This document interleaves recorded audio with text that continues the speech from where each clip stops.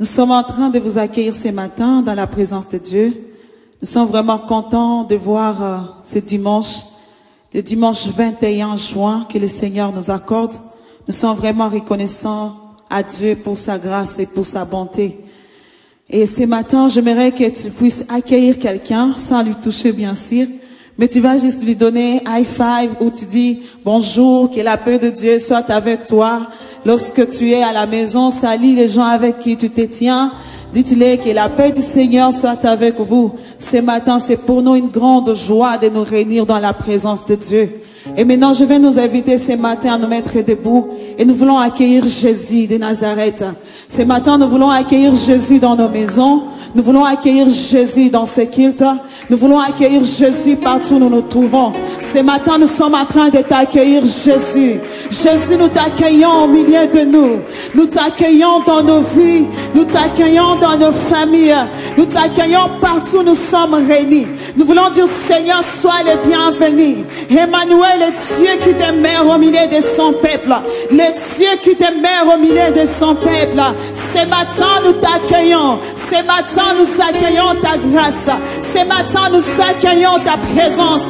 Ce matin, nous accueillons tes faveurs insondables. Nous accueillons tes grâces insondables. Nous accueillons ta présence dans nos vies. Seigneur, sois le bienvenu au milieu de nous. Sois le bienvenu en ce lieu. Sans plus tarder, tu vas prendre ta Bible et nous allons lire ce passage. Ce passage m'a vraiment béni ce matin et j'aimerais que nous puissions la lire ensemble. Et là où il y a vous, vous pouvez personnaliser ce passage. Au lieu de dire vous, vous pouvez dire nous. Vous pouvez la personnaliser pour vous. Nous allons lire Ephésiens chapitre 2. Tu vas prendre ta Bible et nous allons lire ensemble ces passages. Et ça va vraiment nous bénir ce matin. Si vous pouvez, vous allez trouver, je vais conduire la lecture, mais nous allons tous lire ensemble. Est-ce que nous avons trouvé? Nous pouvons commencer. Nous allons personnaliser cela. Alors, 1, 2, 3, nous lisons. Nous étions tous morts dans nos offenses et par nos péchés, dans lesquels nous marchions autrefois selon les trains de ce monde, selon les princes de la puissance de l'air, de l'esprit qui agit maintenant dans le fils de la rébellion. Nous tous aussi, nous étions de leur nombre. Nous vivions autrement selon les convoitises de notre chair, accomplissant les volontés de la chair et de nos pensées. Et nous étions par nature les enfants de la colère comme les autres. Mais Dieu est riche et miséricorde. À cause du grand amour dont il nous a aimés, nous étions morts de nos offenses. Nous a rendus à la vie avec Christ. C'est par la grâce que nous sommes sauvés. Il nous a ressuscités ensemble et nous a fait asseoir ensemble dans les lieux célestes en Jésus-Christ, afin de montrer dans les siècles à venir l'infinie richesse de sa grâce par sa bonté envers nous en Jésus-Christ. Car c'est par la grâce que nous sommes sauvés. C'est par les moyens de la foi et cela ne vient pas de nous. C'est le don de Dieu. Ce n'est point par les œuvres afin que personne ne se glorifie. Car nous sommes son ouvrage ayant été créé en Jésus-Christ pour les bonnes œuvres que Dieu a préparées d'avance afin que nous les pratiquions. C'est pourquoi nous étions païens dans la chair, appelés incirconcis par ceux qu'on appelle circoncis, et qui le sont à la chair par la main de l'homme. Souvenez-vous que nous étions en ce temps-là sans Christ, privés du droit de cité en Israël, étrangers aux alliances de la promesse, sans espérance et sans Dieu dans le monde. Mais maintenant, en Jésus-Christ, nous sommes jadis éloignés. Nous étions rapprochés par le sang de Christ, car il est notre paix. Car il est notre paix, lui qui de deux n'en fait qu'un et qui a renversé les murs de séparation d'inimitié, ayant anéanti par sa grâce la loi des ordonnances dans les prescriptions, afin de créer en lui-même en deux un seul homme nouveau en établissant la paix, et les réconciliant l'un et l'autre, un seul corps avec Dieu par la croix, en détruisant par elle l'inimitié. Il est venu annoncer la paix à vous tous qui étiez loin, et la paix à ceux qui étaient près. car par lui nous avons les uns et les autres accès auprès du Père dans un même esprit. Nous lisons les derniers versets. En lui tout édifice, le 21e verset nous dit, en lui tout édifice bien coordonné s'élève pour être un temple saint dans le Seigneur. En lui nous sommes aussi édifiés pour être une habitation de Dieu en esprit. Alléluia. Nous avons lu juste ce long passage pour réaliser l'œuvre de la croix, pour réaliser ce que le Seigneur a fait de nous, pour réaliser là où nous sommes tirés, là où nous venons et là où nous sommes devenus et là où nous sommes arrivés. Par la croix, nous sommes réconciliés avec Dieu. Par la croix, nous avons l'héritage que nous n'avons pas connu dans le monde. Et ce matin, j'aimerais que là où tu es, tu commences juste à dire merci à Dieu pour l'œuvre de la croix. Tu commences à dire merci à Dieu pour ce sacrifice consenti pour toi et pour moi. Nous qui autrefois étions pécheurs, étaient condamnables dans notre chair par nos actions, par nos actes. Mais Dieu nous a réconciliés au travers de la croix. Au travers de la croix, nous sommes devenus enfants de Dieu. Nous sommes devenus fils du royaume. Nous sommes devenus co-héritiers avec Christ. Non seulement cela, mais nous sommes devenus saints. Aujourd'hui, nous pouvons être appelés saints. Parce que Dieu, par la croix, nous a lavés. Parce que Dieu, par la croix, nous a réconciliés avec le Père. Ce matin, nous voulons te rendre la gloire. Toi qui es venu mourir à la croix pour nous. Toi qui es venu nous donner ton salut. Toi qui es venu nous donner une nouvelle identité. En toi nous sommes régénérés. En toi nous sommes sanctifiés. En toi nous sommes lavés. Yahweh, tunakushukuru kwa kazi ya msalaba. Kazi ya msalaba ambao imetufanya tuwe safi mbele zako. Haleluya. Yesu, nitazamishe msalaba wako. Haleluya. Unitazamishe msalaba wako asubuhi ya leo. Nisisahau kazi ambayo ulifanya kwa msalaba kwa ajili yangu. Nisisahau yote uliyafanya kwa ajili yangu. Bwana, unitazamishe msalaba wako.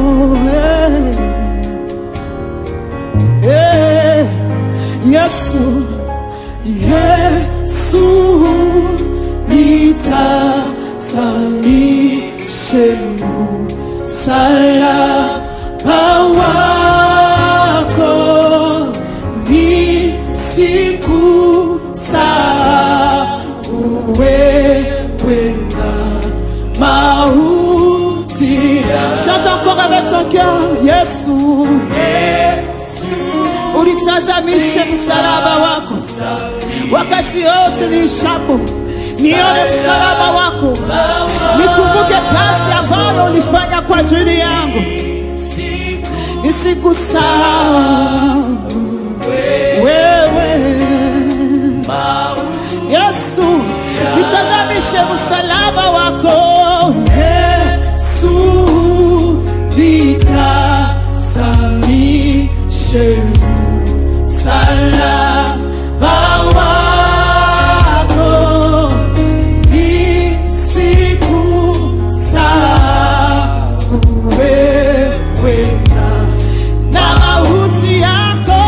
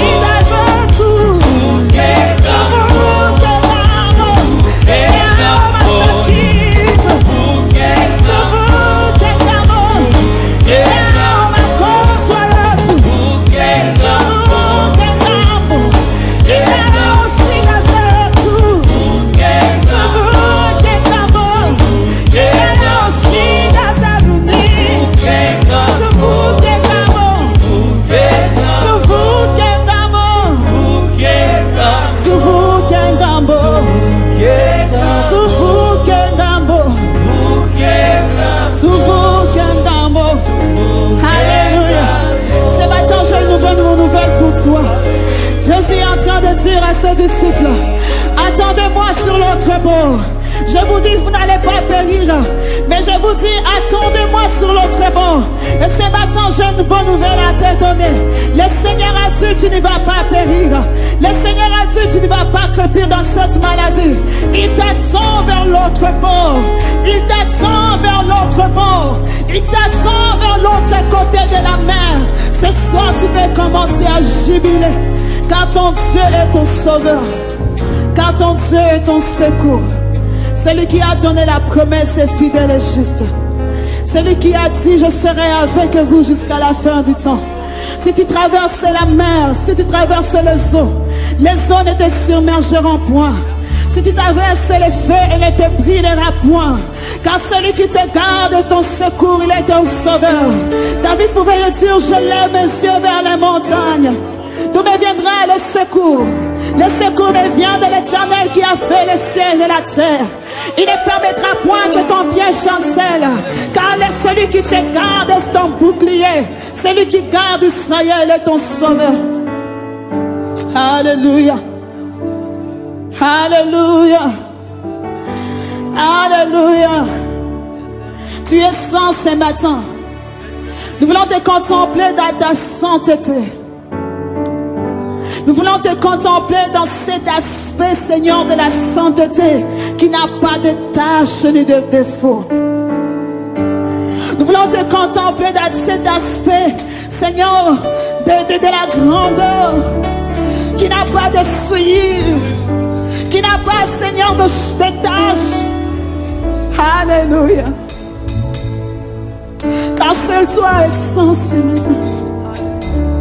Seul toi est saint. Hey, tu peux être à genoux et contempler le Dieu saint ce matin. Il est saint non parce que nous le disons, mais parce qu'il est. C'est une nature que nous ne pouvons discuter, c'est une nature que nous ne pouvons dire autrement. Nous pouvons dire seulement ce matin que tu es saint, que tu es saint, 3 fois saint. Toi qui as goûté la chair mais qui n'a pas commis de péché. Toi qui es descendu là où il y a la sueur et l'iniquité, mais tu es retourné saint et sans tâche.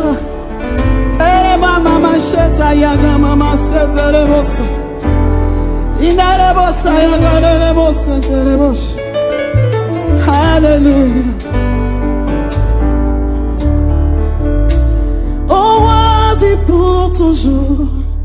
Et que Jésus, le Fils de ton amour, demeure la seule raison de nos louanges.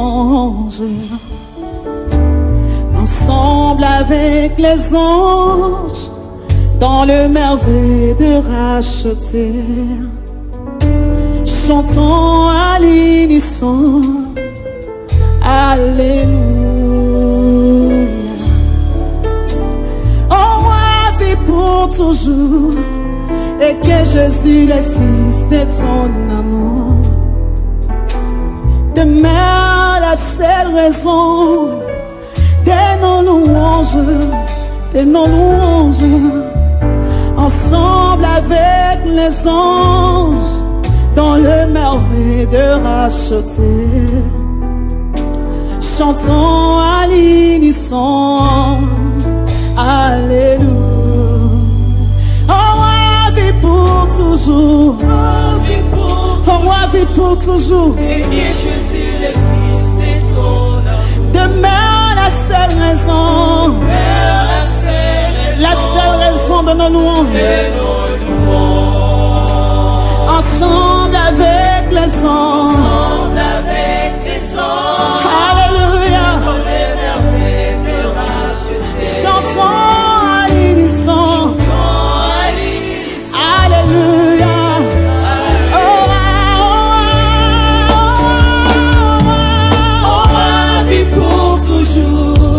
Et que je suis le Fils de ton amour. Demeure la seule raison de nos louanges. Ensemble avec les anges, dans les merveilles de racheter, chantons.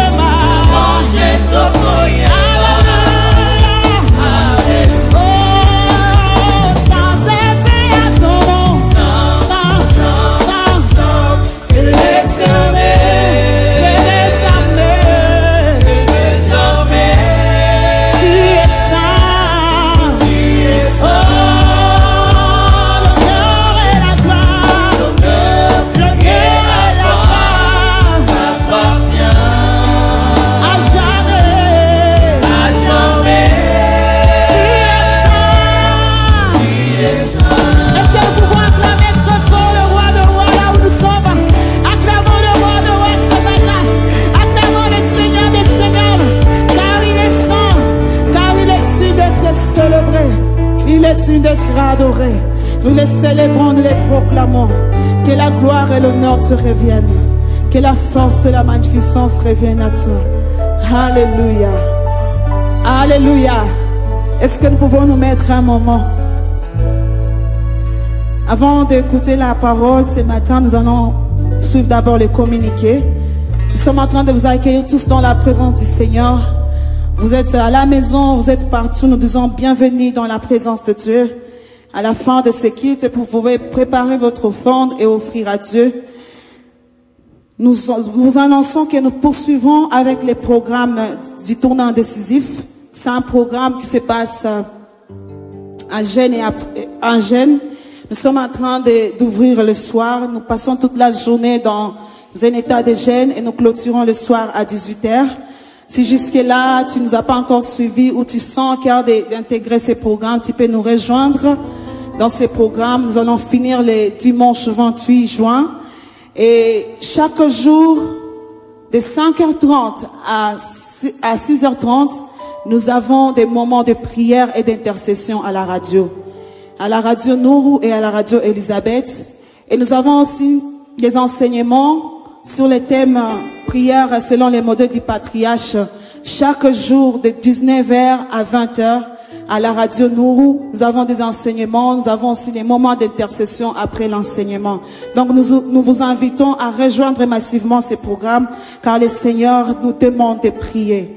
Et nous vous annonçons aussi que les programmes de diffusion de culte aux différentes radios sont toujours là. Donc chaque dimanche, suivez-nous sur la radio Nourou, RTGB, Mungano, BAS et la radio Elisabeth de 10h à 11h. De 9h à 11h, je m'excuse. Nous sommes là et nous sommes en train de suivre les programmes. Et suivez-nous aussi sur les réseaux sociaux, Facebook, YouTube. Nous sommes là. Et nous allons suivre les messages. Nous sommes en train d'accueillir l'homme de Dieu qui va nous communiquer la parole de Dieu ce matin.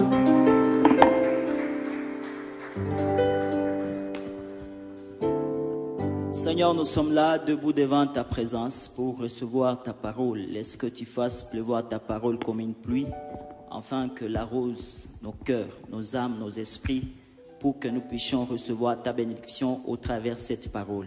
Règne et prends, éternel Dieu Tout-Puissant, autorité devant toutes choses, afin que tu sois le seul maître en ces moments. C'est dans le nom de Jésus que nous te cédons ce moment. Amen.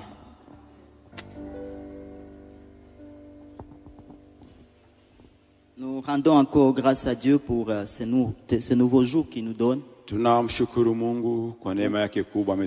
nous puissions intervenir en tant qu'enseignants de la parole en ces jours où nous sommes dans notre tournant décisif qui a commencé depuis le dimanche passé.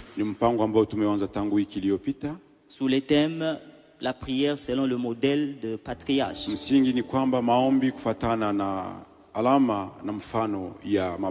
Durant toute la semaine, l'homme de Dieu nous a parlé sur le modèle de prière de l'homme d'Abraham.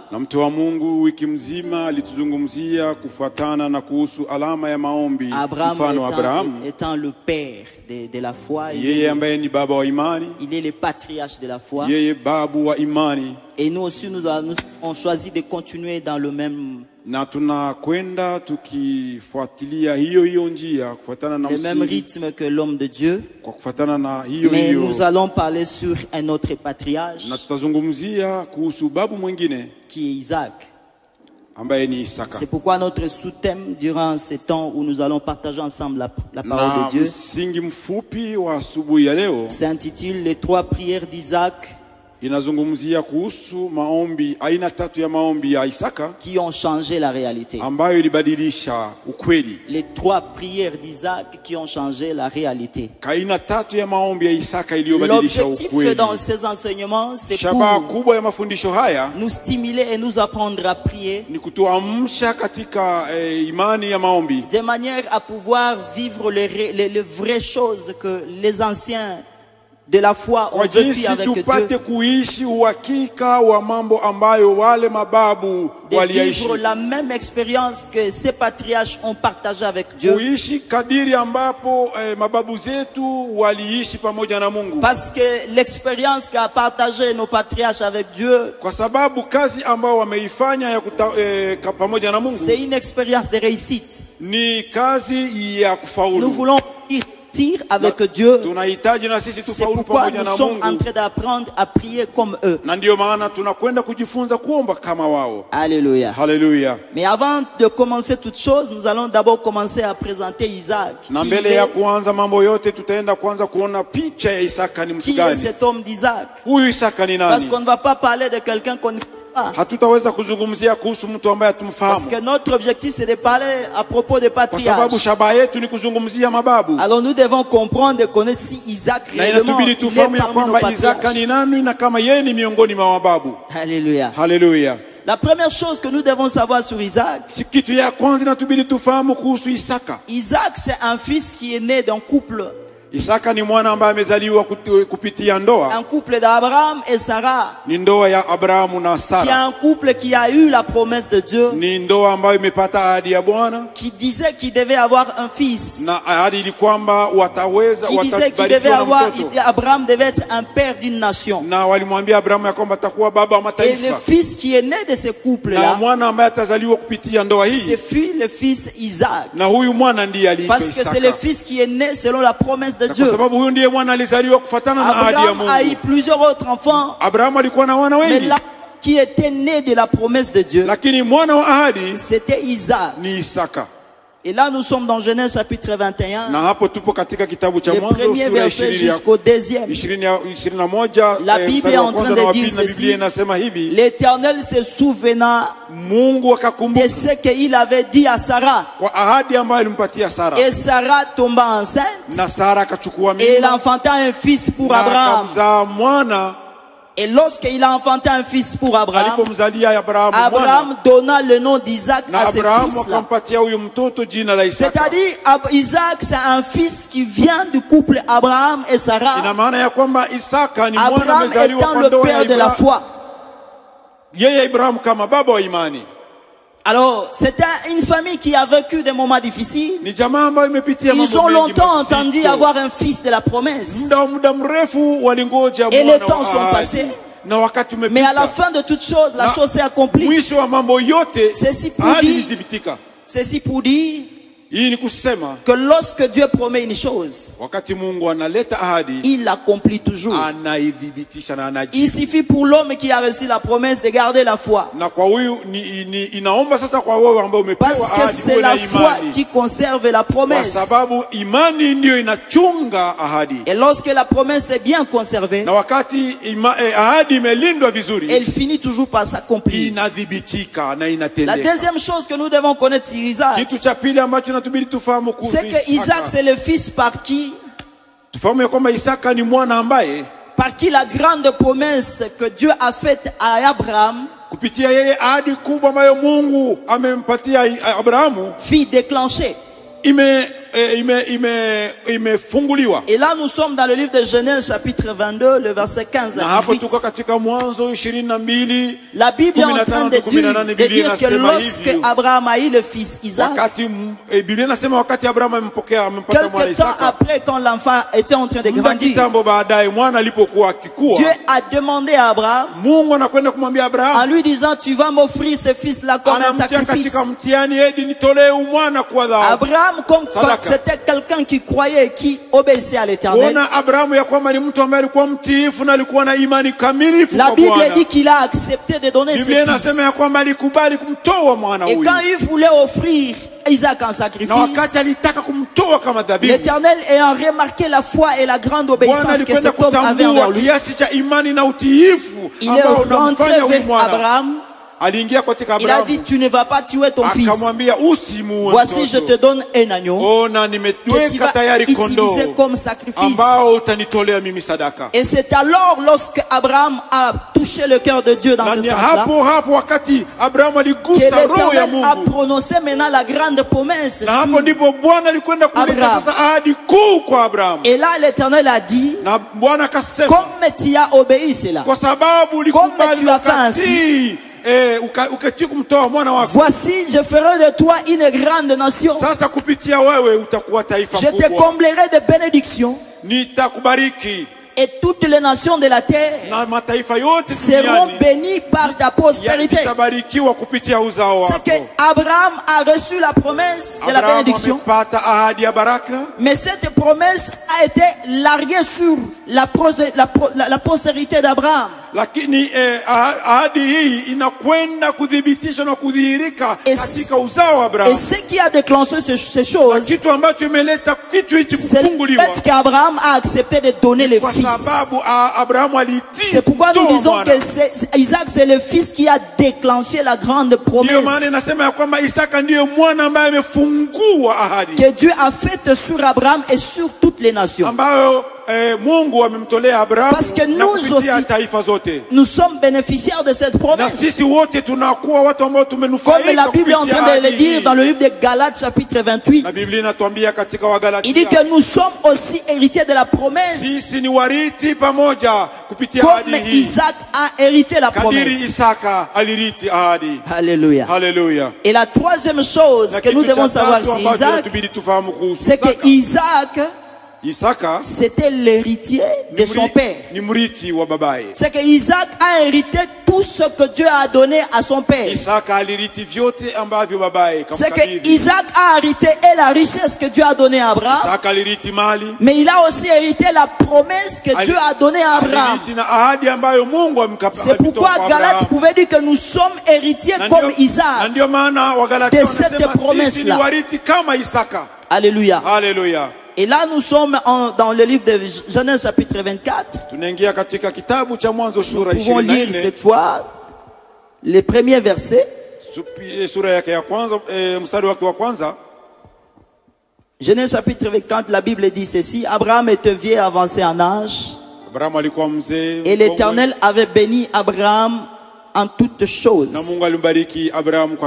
Nous lisons le verset 35 et 36. Sarah, je peux commencer par 35. L'Éternel a accordé la bénédiction à mon Seigneur, qui est devenu puissant. Il lui a donné des brebis, des bœufs, de l'argent, de l'or, des serviteurs et des servantes, des chameaux et des ânes, Sarah, la femme de mon Seigneur, a enfanté dans sa vieillesse un fils à mon Seigneur et lui a donné tout ce qu'il possédait. Amen. Genèse chapitre 25, le verset 5, la Bible dit, Abraham donna tous ses biens à Isaac. Ce verset nous démontre que Isaac, c'est le fils qui a hérité tout ce que Abraham a reçu. C'est pourquoi nous disons que Isaac, c'est un fils héritier de promesses de son père. C'est que Isaac, il a fait la continuité de la promesse que Dieu a faite à Abraham. Ce sont les trois choses là que nous devons savoir sur Isaac. C'est un fils né d'Abraham et Sarah. C'est un fils qui a déclenché la grande promesse sur Abraham et toutes les nations. Mais aussi c'est un fils qui était l'héritier de tout ce que Abraham a reçu de Dieu.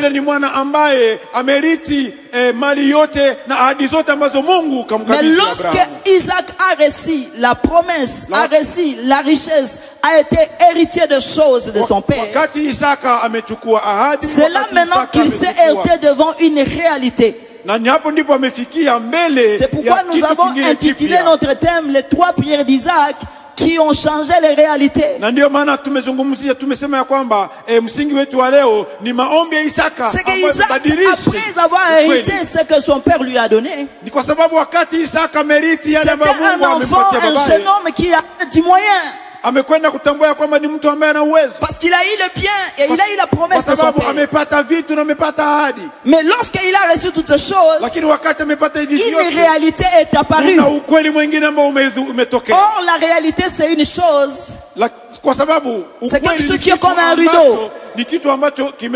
La réalité, c'est comme un rideau qui offusque la promesse de Dieu. C'est que quand tu croises une réalité qui offusque, qui empêche de voir la promesse de Dieu, ça, c'est une chose que nous devons comparer à ce que Isaac a rencontré. Parce que nous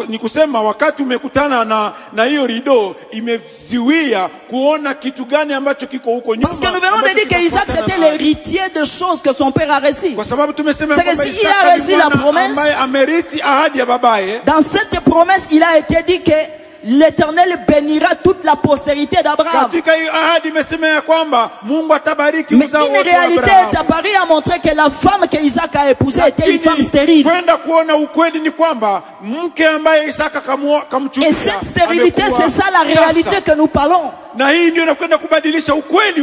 que la stérilité de la femme d'Isaac a offusqué la promesse de Dieu. Parce que quand il a constaté que sa femme était stérile, automatiquement il pouvait voir que la postérité de son père ça a été par lui. C'est qu'il ne pouvait plus avoir la continuité de cette promesse. Or que Dieu a dit, je bénirai ta postérité et toutes les nations de la terre seront bénies par ta postérité. Or Isaac semblait ne plus avoir une postérité. Donc c'était comme si la promesse de Dieu était arrêtée par là. Parce que la stérilité de sa femme démontre tout simplement que cette postérité n'existera pas. Alléluia. Alléluia. Alléluia. Alléluia. Bien-aimé, tu peux avoir des réalités qui montrent que tu n'es pas ce que Dieu a dit que tu dois être. Mais ces réalités-là ne sont que des rideaux qui sont devant la promesse. Parce que derrière toute réalité, il y a la promesse. Mais ce que j'aime dans cette chose, c'est que la réalité finit toujours par abandonner la place à la promesse de Dieu. C'est pourquoi je compare ça sous forme d'un rideau. Parce que le rideau, on peut l'enlever quand on veut. Mais la technique qu'a utilisé l'homme d'Isaac pour enlever ce rideau de réalité, c'était la prière. C'était la prière. C'est-à-dire la prière, c'est une force. La prière, c'est une puissance. La promesse de Dieu ne peut pas mourir. Mais la promesse de Dieu se conserve dans la foi. Mais la promesse de Dieu peut être déclenchée par la voie de la prière. Parce que lorsque la foi de quelqu'un meurt, la promesse aussi peut disparaître. Mais une réalité ne peut pas faire disparaître la promesse de Dieu. C'est que la stérilité de Rebecca ne peut pas empêcher Isaac à devenir l'héritier de la promesse de Dieu. Parce que Isaac n'allait pas mourir comme quelqu'un qui n'avait pas d'enfant. Parce que Dieu a dit à son père que je bénirai la postérité de ta postérité. C'est que la promesse était déjà faite pour Isaac, qu'il aura des enfants. Mais la réalité est venue montrer que Isaac ne doit pas avoir des enfants. Mais entre la réalité et la promesse de Dieu, c'est la promesse de Dieu qui a toujours primé. Alléluia. Alléluia. Et c'est pourquoi Isaac a dit, j'ai une promesse, j'ai la foi. C'est qu'il a conservé la promesse de Dieu. Et comme il a conservé la promesse de Dieu, il a décidé de faire la prière pour dégager ses rideaux, afin que la promesse de Dieu puisse réapparaître. Alléluia. Alléluia. La Bible est en train de dire dans Genèse chapitre 25. Je peux lire à partir du 20e verset. La Bible dit ceci: Abraham engendra Isaac. Isaac était âgé de 40 ans quand il prit pour femme Rebecca, fils de Bethuel l'araméen, de Padam Aram, et la sœur de Laban, l'araméen. Au verset 21, la Bible dit ceci: Isaac implora l'Éternel pour sa femme, car elle était stérile, et l'Éternel l'exauça. Rebecca, sa femme, devint enceinte. Lorsque Isaac a constaté que sa femme était stérile, Isaac n'a pas paniqué. Isaac n'a pas cherché querelle avec sa femme, comme la coutume de nos maris d'aujourd'hui. Lorsque la femme fait une année, 2 ans, 3 ans, et qu'elle n'arrive pas à concevoir, le mari se soulève contre sa femme, la belle famille se soulève contre sa femme, et la femme se sent comme si elle était menacée à cause d'une réalité. Mais Isaac savait qu'il avait la promesse de Dieu. Il savait qu'il était un fils qui avait la promesse d'avoir une postérité. Et comme il avait cette foi-là, il a engagé sa foi dans la prière. Il a prié Dieu. La Bible déclare, Isaac implora l'Éternel pour sa femme. Isaac a prié pour sa femme. Isaac n'a pas répudié sa femme. Isaac n'a pas répudié sa femme. Isaac n'a pas cherché une seconde femme. Mais Isaac a dit: j'ai pris. Parce que je sais que ma prière, elle est capable de changer la réalité. Parce que je crois à la promesse de Dieu. Les hommes qui croient en Dieu, ils ont l'idée de changer la réalité. Parce que la réalité, c'est un rideau que le diable met devant l'homme afin de lui cacher la vérité de Dieu. Oh, que c'est la vérité de Dieu qui a toujours vaincu devant la réalité. Et lorsque Isaac a prié Dieu, la Bible dit que sa femme a conçu. Et lorsqu'elle a conçu, elle a eu 2 enfants dans son ventre. Pourquoi? Parce que l'homme d'Isaac a prié. Et il a changé la réalité. L'objectif de cette prière d'Isaac, c'était d'assurer la continuité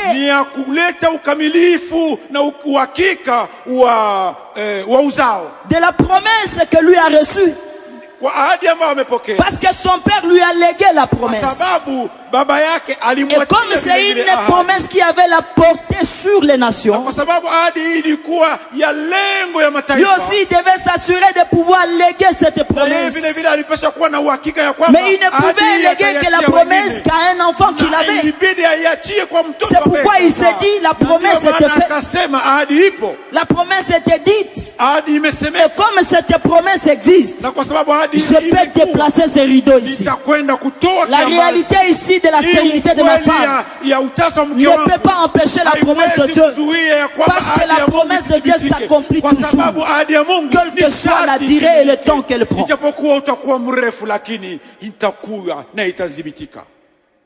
Mais nous sommes ceux-là qui peuvent initier le déplacement de cette réalité.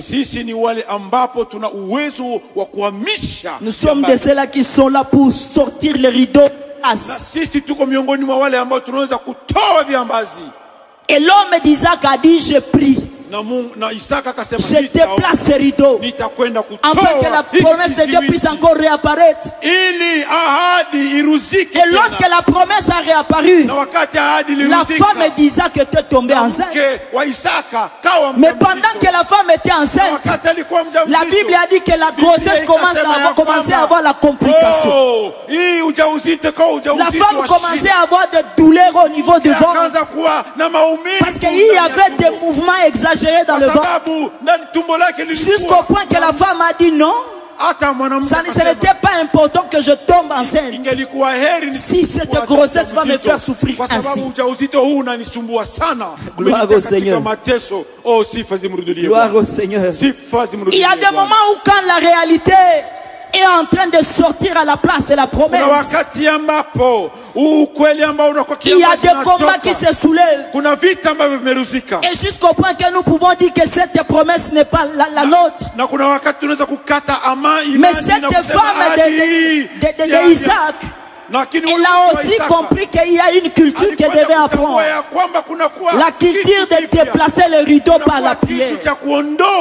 La culture de changer la réalité par la prière. La Bible dit que la femme d'Isaac, elle est allée aussi consulter Dieu à cause du problème de son ventre. Et lorsqu'elle consulta Dieu, la parole de Dieu dit que Dieu lui avait dit, ce que tu es en train de ressentir là, ce n'est pas un problème qui peut t'empêcher de voir la promesse, mais c'est juste une préparation qui se fait parce que dans ton ventre là, il y sortira deux nations. C'est juste les deux nations qui sont en train de se bousculer pour chercher à sortir et faire montrer la promesse de Dieu. Et à cause de cette prière-là, la femme a trouvé la tranquillité. Elle a trouvé l'assurance que ce n'est pas un problème que je suis en train de porter, mais c'est juste que je porte la promesse de Dieu. Et à cause de cette prière-là, comme Dieu avait dit que c'était deux nations, et il fallait que les deux nations apparaissent, parce que la parole de Dieu était prononcée. Alléluia. Alléluia. Bien-aimés, qu'est-ce que nous faisons lorsque nous sommes face à des réalités? Les réalités qui nous offusquent de voir la promesse de Dieu. Est-ce que nous régnons à ce Dieu-là? Est-ce que nous abandonnons ce Dieu-là? Mais nous avons une clé. Nous avons une clé. Et tant que nous aurons cette clé-là, la clé de la prière, nous devons nous assurer que nous mettons en jeu cette clé. Parce que lorsque nous mettons en jeu cette clé, Elle efface la réalité et met en place la promesse de Dieu. Et lorsque la promesse de Dieu apparaît, il n'y a plus une autre réalité qui peut venir l'empêcher. Parce que cette grossesse, quand elle avait des complications, la femme pouvait arriver au moment d'avorter et de perdre ses enfants. Mais comme la promesse était déjà là, il fallait que cette femme accouche. Alléluia. Alléluia. Et la femme a accouché. Et elle a accouché des jumeaux. C'est qu'au même moment quand la femme a accouché, Isaac pouvait dire merci Seigneur, parce que tu as accompli la promesse pour moi. Je vois que je peux aussi léguer cette promesse. Je vois que je peux aussi assurer la continuité de cette promesse. Mais cette chose est arrivée non pas parce que Dieu avait dit, mais cette chose est arrivée parce qu'Isaac a prié. Alléluia. Alléluia. La promesse était là, mais la promesse ne s'accomplissait pas. Et une réalité est venue empêcher même l'assurance de la faisabilité de cette promesse. Mais la chose qui a déclenché l'arrivée de la promesse, ce n'était pas encore une autre parole prononcée par Dieu, mais c'était la parole prononcée par le propriétaire de la promesse. Alléluia. Alléluia. C'est que si Dieu parle, moi je reçois. Mais pour activer les choses, moi aussi je dois parler. Et je ne dois pas parler n'importe comment. Parce qu'il pouvait menacer sa femme. Et dit, mais toi tu es quelle femme? Pourquoi tu es dans mon foyer? Qu'est-ce que tu es venu faire dans ma maison? Moi je suis d'une famille qui est issue d'une promesse de Dieu. J'ai l'assurance que je dois avoir les enfants. Maintenant toi, comme tu viens d'une autre famille, tu es venu apporter la malédiction dans ma famille. Bien aimé, une femme ne peut pas apporter la malédiction dans ta famille si tu crois en Dieu et que tu vis une vie de prière. C'est quand tu crois à la malédiction que ta femme peut apporter que cette malédiction peut entrer dans ta vie. Mais quand tu crois que tu as un fils de la promesse de Dieu, tu activeras la promesse de Dieu même quand en réalité la malédiction fera comme si elle apparaissait. Parce que l'apparition de la réalité ne veut pas dire que la promesse n'est plus. Quand on met un rideau sur une fenêtre, ça ne dit pas qu'à l'intérieur de la maison il n'y a rien. Il suffit de déplacer ce rideau-là et tu verras le contenu des choses qui sont dans la maison. Et c'est comme ça avec la promesse. Il suffit de faire des prières pour déplacer le rideau de la réalité, afin de pouvoir avoir le contenu de la promesse que tu portes dans ton cœur et dans ta foi. Mais tant que tu ne verras pas ce rideau-là, tu ne verras pas le contenu. Et quand tu ne verras pas le contenu, ta foi va sombrer. Et lorsque la foi sombre, c'est ça qui tue la promesse de Dieu. Mais les hommes qui croient, la promesse qu'ils portent ne meurt jamais. Parce que ceux qui portent la promesse, ils ne meurent pas. Parce que si les hommes qui portaient la promesse mouraient, le premier fils qu'Abraham avait reçu dans sa vie ne pouvait pas survivre. Mais lorsque Abraham a chassé Agar avec son fils Ismaël, la Bible est en train de dire qu'ils se sont retrouvés dans les déserts perdus.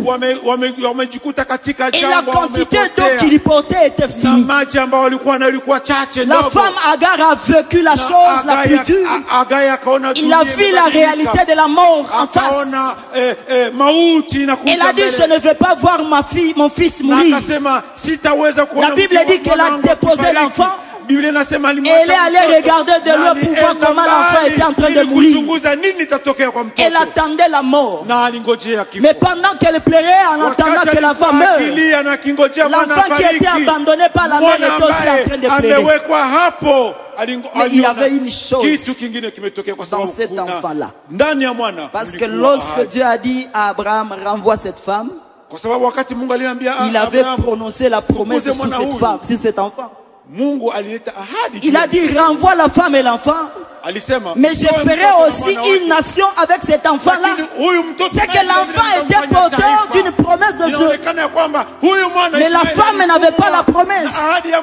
C'est pourquoi lorsque la femme était en train de pleurer, Dieu n'écoutait pas les cris de la femme. Mais lorsque l'enfant a commencé à pleurer, la Bible est en train de me dire que Dieu écouta les cris de l'enfant. Et lorsque Dieu a écouté les cris de l'enfant, Dieu est descendu pour parler à sa mère. Il dit, ton enfant là, il ne va pas mourir. Parce que j'avais promis que je ferais de cet enfant une nation. Et comme c'est un enfant qui porte une promesse de moi, cette promesse devra s'accomplir. Lève-toi, prends l'enfant et regarde devant toi, tu vas trouver de l'eau pour donner à cet enfant, afin que la vie puisse continuer. Alléluia. Alléluia. Les cris de la personne qui porte la promesse a toujours été écouté, exaucé par Dieu. La mère a pleuré. La mère a parlé et s'est lamentée pendant qu'elle pleurait. Mais lorsque l'enfant de la promesse a parlé, le Seigneur Alléluia. Alléluia. Lorsque tu parles dans ta prière, il faut te rassurer que tu es en train de parler comme étant un fils de la promesse. Parce que la Bible nous dit dans Galates chapitre 4, le verset 28, que nous sommes héritiers de la promesse, comme Isaac a hérité la promesse. Et si je suis un héritier de la promesse, c'est que les cris de ma prière, les cris de ma prière changera les réalités. Les réalités qui offusquent que ma promesse ne s'est préparée. Les cris de ma prière vont les débarrasser devant moi, afin que ma promesse puisse apparaître aux yeux de tous et que la gloire revienne à ce Dieu-là. Gloire au Seigneur. Ça, c'est la première prière que Isaac avait faite. Et une prière qui a changé la réalité. Parce que dans la réalité, il était vu que Isaac n'aurait pas d'enfant. Mais derrière cette réalité, il y avait une vérité de Dieu. Et que Isaac, c'était la personne qui devait faire continuer la promesse. Et comme quelqu'un qui devait faire la continuité de la promesse, Isaac, il a prié. Et comme il a prié, le rideau a été déplacé et la promesse est apparue. Jacob est venu avec son jumeau. Jacob et Esaü, ils sont nés. Pourquoi? Parce qu'il y avait une promesse et il y a quelqu'un qui a prié contre la réalité qui empêchait que cette promesse de Dieu apparaisse. Notre temps pour aujourd'hui est fini, mais nous allons continuer durant toute la semaine avec les deux autres prières pour voir de quelle manière l'homme d'Isaac a assuré la continuité de la promesse de Dieu par la voie de la prière. Il ne s'est pas engagé dans le combat. Il ne s'est pas engagé dans des rivalités avec sa femme, mais il a cherché la prière comme étant la clé pour ouvrir et déclencher l'accomplissement de la promesse de Dieu. Pendant ce temps que nous sommes en train de prier, Nous avons des réalités que nous connaissons. Chacun il a sa réalité dans la vie. Parce qu'il n'y a aucune personne qui ne peut pas faire face à la réalité dans sa vie. Aujourd'hui, je peux apparaître comme étant un homme pauvre. Mais dans la vérité de Dieu, je suis un homme riche. Mais pour que cette richesse-là apparaisse, je dois parler par rapport à la promesse que je reçus à Dieu. Et ma façon de parler, ça sera dans la prière. Je demande à toute l'assemblée et tous ceux qui nous suivent, nous allons prendre juste une minute de prière afin de déclencher les choses qui apparaissent comme des réalités devant nous et qui font offusquer la promesse de Dieu dans notre vie. Seigneur, je suis en train de dire merci en ton nom pour ce moment et pour cette parole où tu nous dis que nous avons la capacité de pouvoir faire apparaître la promesse de Dieu dans nos vies. Seigneur, tu as ajouté aussi que nous sommes des héritiers de la promesse comme Isaac l'a été. Je déclare que je suis un fils de la promesse. Je ne mourrai pas enfant que je ne voie la promesse de Dieu. Comme ces fils qui devraient mourir dans les déserts, il n'est pas mort. Seigneur, lorsque tu accomplis ces choses, à cause de ces prières que nous sommes en train de faire, lorsque tu empêches que le rideau puisse offusquer, éternel Père de gloire, notre promesse, et que seule ta promesse, ta parole s'accomplisse dans notre vie. C'est dans le nom de Jésus que nous prions ainsi dans la foi. Amen. Amen.